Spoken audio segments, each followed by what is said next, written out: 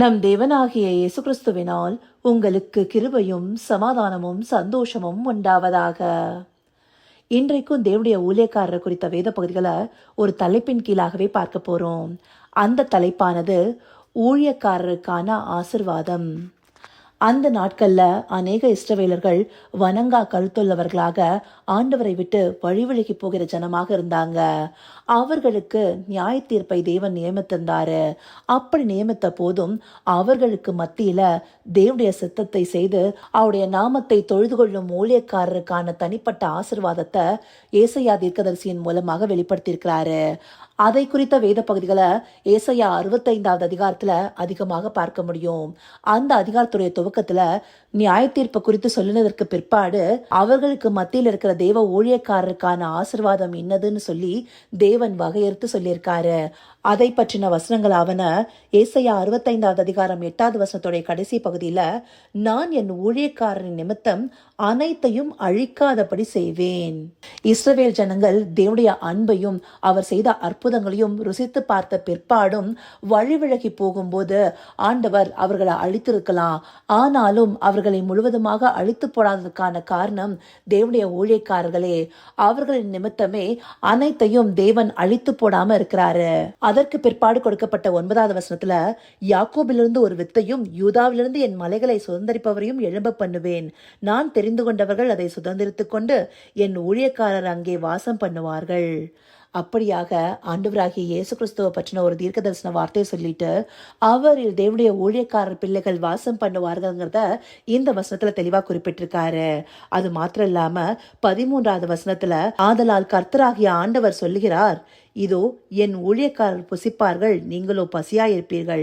இதோ என் ஊழியக்காரர் குடிப்பார்கள், நீங்களோ தாகமாயிருப்பீர்கள்.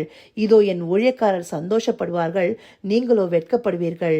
அந்தபடியாக சிறையிருப்பின் மத்தியிலும் தேவனுடைய ஊழியக்காரருக்கான சுதந்திரத்தை தேவன் இங்க சொல்லியிருக்கிறாரு. அடுத்தபடியா இருக்க 14வது வசனத்திலையும், இதோ என் ஊழியக்காரர் மன மகிழ்ச்சியினாலே கம்பீரிப்பார்கள்னு சொல்லியிருக்காரு.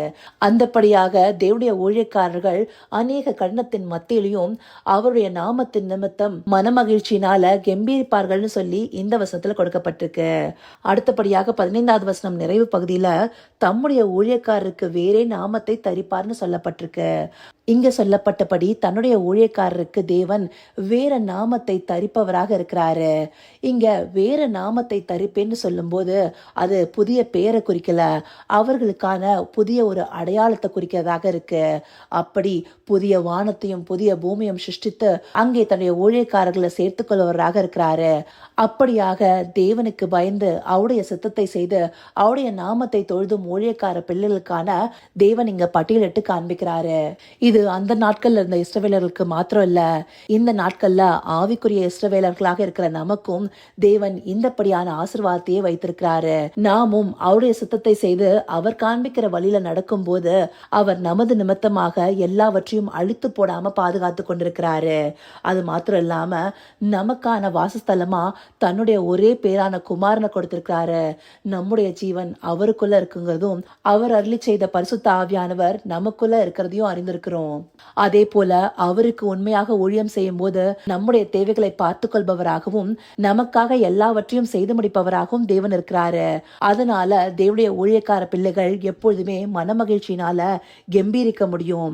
அப்படியாக தேவன் தம்முடைய ஊழியக்கார பிள்ளைகளுக்கு புதிய நாமத்தை கொடுப்பாருங்கிறத வெளிப்படுத்தின விசேஷம் 2வது அதிகாரம் 17வது வசனத்திலே சொல்லியிருக்காரு இல்லையா? அப்படியாக நமக்கு புதியதொரு அடையாளத்தை கொடுத்து அவர் உண்டு பண்ணுகிற புதிய எருசலேம்ல நம்மை சேர்த்துக் கொள்கிறவராக இருக்கிறாரு. இப்படியான ஆசீர்வாதத்தை சுதந்திரிக்கிறது எவ்வளவு பெரிய பாக்கியம் இல்லையா? அப்படி இருக்க நாம அவருக்கு உண்மையும் மொத்தமான ஊழியக்காரர்களாக இருக்கணும். அவருடைய சித்தத்தை செய்து முடித்து அவருடைய நாமத்தை தொழுது கொள்ளும் பிள்ளைகளாக இருக்கணும். அப்படிப்பட்டவர்களுக்கே தேவன் இந்தப்படியான ஆசீர்வாதத்தை வைத்திருக்கிறாரு. இந்த ஆசீர்வாதத்தை சுதந்திரித்துக் கொள்ளும் உண்மையான ஊழியக்காரராக இருக்க அவரை நோக்கி பார்ப்போமா? கர்த்தாவே, தேவாதி தேவனே, உமக்கே இந்த வேளை நன்றி செலுத்துகிறோம் ராஜா. அப்பா, உமது நாமத்தை தொழுது கொண்டு உம்முடைய சித்தம் செய்யும் உம்முடைய ஊழியக்கார பிள்ளைகளுக்கு நீர் ஆயத்தம் பண்ணினவைகளை நாங்கள் ஒருபோதும் எங்கள் மனதில் நினைத்து கூட பார்த்ததில்லை தகப்பனே. ஆனாலும் தேவரீர் எங்களுக்கான தனித்துவமான ஆசீர்வாதங்களை வைத்திருக்கிறத உம்முடைய வேத புஸ்தகங்கள்ல எழுதி கொடுத்திருக்கீங்க தகப்பனே.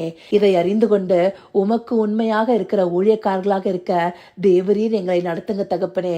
ஆம் ராஜா, உமக்கு பிரியமில்லாத வழிகளை நாங்க விட்டு உம்முடைய சித்தம் செய்யும் நல்ல ஊழியக்காரர்களாக நடந்து கொள்ள தேவரீர் எங்களை நடத்தியருளுங்க. அப்படியே நீங்க எங்களை நடத்த போகிற கிருபைக்காய் நன்றி. சகலவித துதி மகிமை கனம் யாவும் ஒருவருக்கே செலுத்துகிறோம். இயேசு கிறிஸ்துவின் மூலமாய் வேண்டிக் கொள்கிறேன் பிதாவே. ஆமேன், ஆமேன்.